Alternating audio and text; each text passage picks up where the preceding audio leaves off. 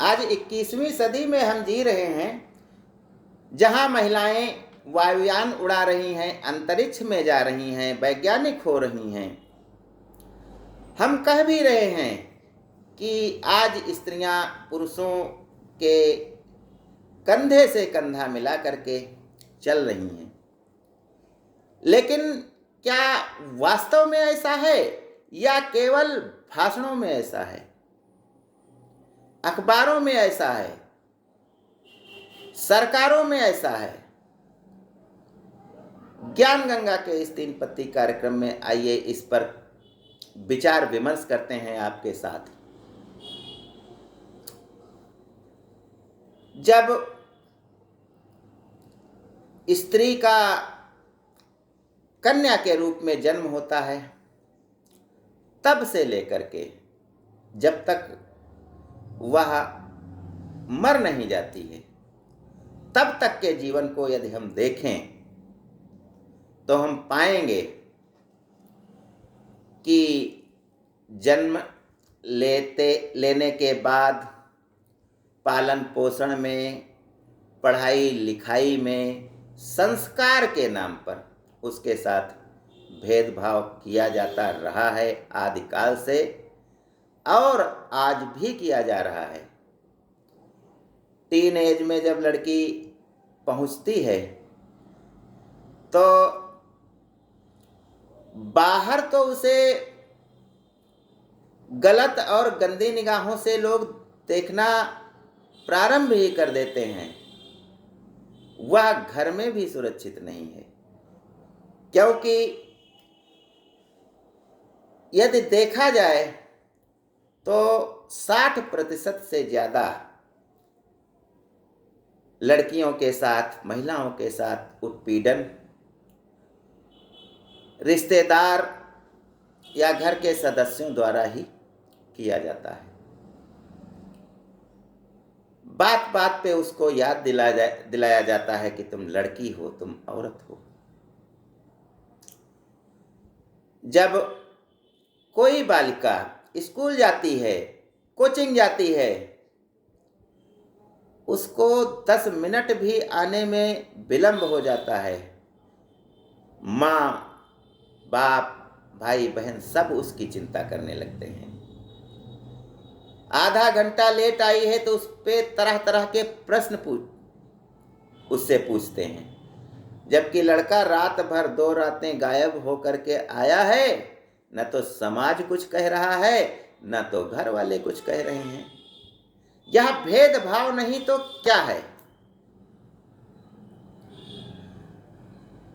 बड़ी होती है लड़की, लड़के के तो हम आराम से अमेरिका भेज देते हैं, बम्बई भेज देते हैं, बंगलौर भेज देते हैं, दिल्ली भेज देते हैं। लेकिन लड़की की उच्च शिक्षा इसलिए बाधित हो जाती है कि वह अकेले कहाँ रहेगी।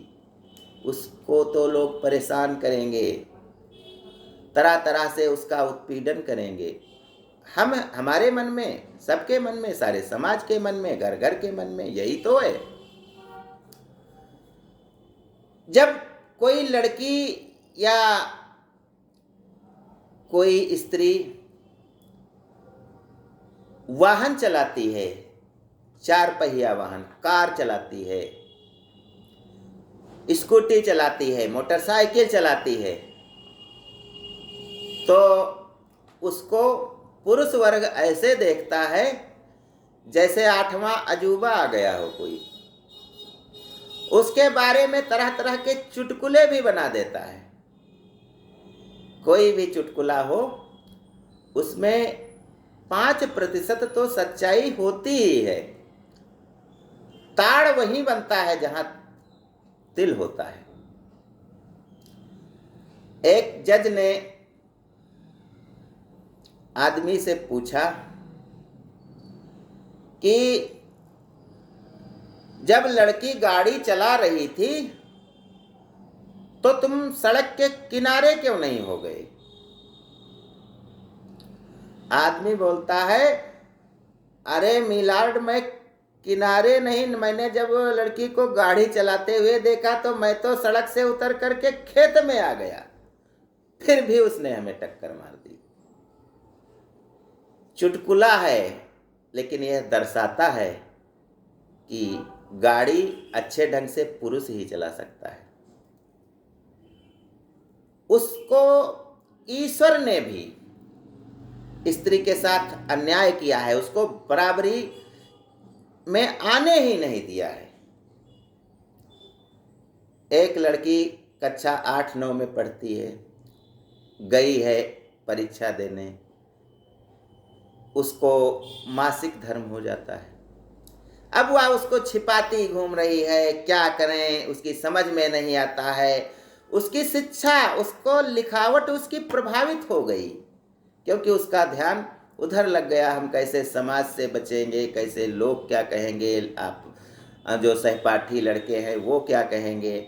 जैसे कोई, जब हम परीक्षा देने लगते हैं तो कोई अध्यापक या जो ड्यूटी करने वाला हमारी कॉपी देखने लगता है, हमको लिखते हुए देखने लगता है, तो हम कुछ नहीं लिख पाते हैं। पढ़ने वाली लड़कियों के साथ, टीनेजर लड़की हो या बड़ी हो, उसके साथ तो यह रोज भेदभाव होता है। उसको रोज लोग अजूबे की तरह से देखते हैं। आज इधर जा रही है, तरह तरह के कमेंट पास करते हैं। तो ये हम ही कर रहे हैं, हमारा समाज ही उसके प्रति वे भावनाएं नहीं रख रहा है जो एक लड़के के प्रति रखनी आवश्यक होती है। शादी में ससुराल जब जाती है तो सास, ससुर, देवर और ननद सबकी इच्छा होती है कि यह परफेक्ट भोजन बना करके समय समय पर हमको दे, सारे घर को साफ करे और सबकी सेवा करे।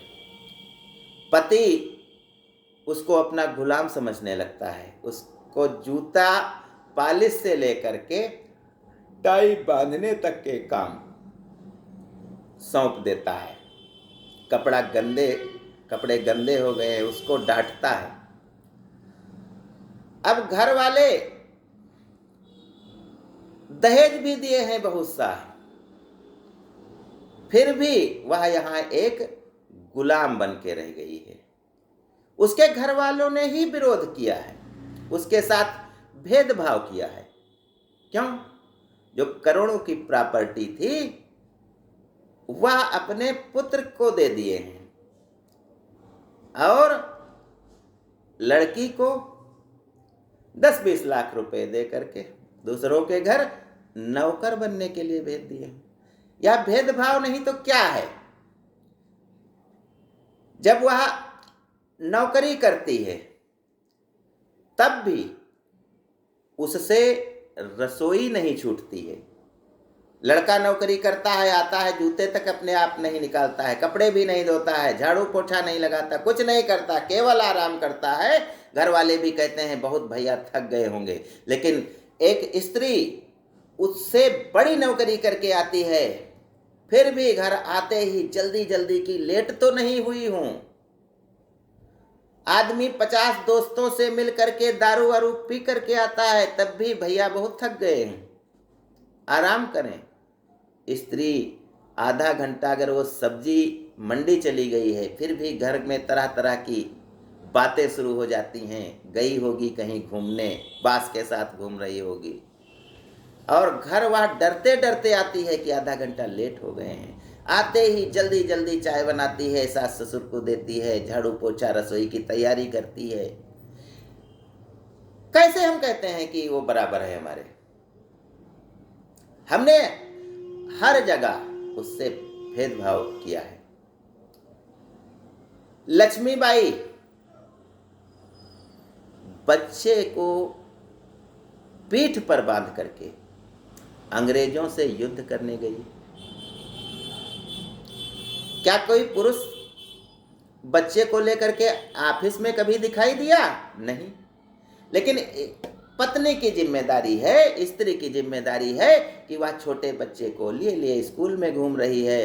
अगर बस कंडक्टर की नौकरी कर रही है तो आगे सीट पे वो एक झूला रखा है, उस पे बच्चे को सुला रही है, लिए लिए गोदी कंधे चढ़ाए फिर रही है, उसका काम तो बाधित ही होता है। इसके अलावा ऑफिस में हर पुरुष सहकर्मी जो होता है वह उसे अपने अंडर में रखना चाहता है। उसकी बात मानो, आपके सब काम वो कर देंगे। अगर थोड़ा सा भी स्वाभिमान किसी स्त्री ने दिखाया तो ऑफिस में पुरुष वर्ग उसका जीना मुश्किल कर देगा। उसका प्रमोशन होगा तो कोई भी यह नहीं कहेगा कि इसमें टैलेंट था। वो कहेंगे बास के साथ उठती बैठती है, घूमने जाती है, पता नहीं किस लिए क्या क्या इसके संबंध रहे होंगे, इसीलिए प्रमोशन हो गया है। वह जब अपने कर्मों के द्वारा, अपने अच्छे कार्य के द्वारा आगे बढ़ना चाहती है, फिर भी उसको गलत अर्थ हम निकाल लेते हैं। दर्जा तो उसको देवी का दे देते हैं। देवियों और सज्जनों, देवियों और देवताओं नहीं कहा जाता है, लेकिन वह केवल लिखा पढ़ी में भाषण देने के लिए ही सम्मानित होती है। घर के बाहर अगर स्त्री का लोग सम्मान करते हैं तो वह स्त्री का नहीं करते हैं, अपनी जो स्त्री के प्रति लोलुपता है उसको प्रश्रय देने के लिए करते हैं। तभी तो बस में कोई भी युवती, कोई भी सुंदर स्त्री, जवान स्त्री, चाहे जिस सीट पे चाहे, पुरुष सोचता है कि ये दो लोग बैठे हैं, हम थोड़ा आगे बढ़ के बैठ लेंगे, ये मेरी सीट पे बैठ जाए। वहीं एक जो स्त्री ही होती है, 60 साल के ऊपर बुढ़िया कोई आती है, कपड़े अच्छे नहीं पहने हैं, उससे सब दूर भागते हैं, दूर रहो दूर रहो। हर जगह उसके साथ हम अपमान करने वाला व्यवहार करते हैं। फिर कैसे वह पुरुषों के बराबर आ पाएगी? एक तरफ हमारी सरकार समय समय पर महिलाओं के उत्थान की बात करती है, बहुत से काम हुए भी हैं। आज वे हमारी बराबरी करने के लिए वे तो आ गई हैं, लेकिन हम नहीं चाहते हैं कि वे हमारे बराबर आएं। गांधी जी ने पूरे देश में घूम करके कहा था कि महिलाओं को स्वावलंबी बनना होगा। उनकी शिक्षा का प्रबंध भी किया, उनको स्कूल भेजने के लिए प्रेरित किया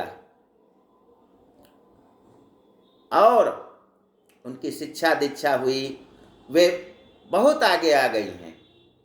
पहले महिला विकास की बात होती थी, उसके बाद जब वो और आ गए तो महिला कल्याण की बात होती थी। अभी कुछ समय पहले महिला सशक्तिकरण की बात होती थी, लेकिन अब महिला नेतृत्व की बात हो रही है, जहां किसी भी प्रोजेक्ट का नेतृत्व महिला करेगी। एक दिन जिलाधिकारी बनेगी, महिला बनेगी, एक दिन थानेदार बनेगी, महिला बनेगी। हम बहुत कुछ कर रहे हैं, लेकिन जब हम मन से जब तक उसको स्वीकार नहीं करेंगे अपने बराबर, तब तक वह बराबरी का दर्जा हासिल नहीं कर सकती है। और हासिल कर लेती वह, यदि उसको बनाने वाले प्रकृति ने ही उसके साथ अन्याय न किया होता, सारे बच्चे की जिम्मेदारी उसके दे दी, उसकी कोमल भावनाएं रख दी, उसको दर्द दे दिया, और सबसे प्रमुख बात है कि उसको कमजोर बना दिया। एक 10 साल का लड़का 2 औरतों को चाहे तो गिरा दे, इतनी कमजोर उसको प्रकृति ने बनाया है। फिर भी उम्मीद करते हैं कि वे कभी न कभी हमारे बराबर आएंगी, पुरुषों का नेतृत्व करेंगी। ज्ञान गंगा में बस आज इतना ही। जय हिंद, जय भारत।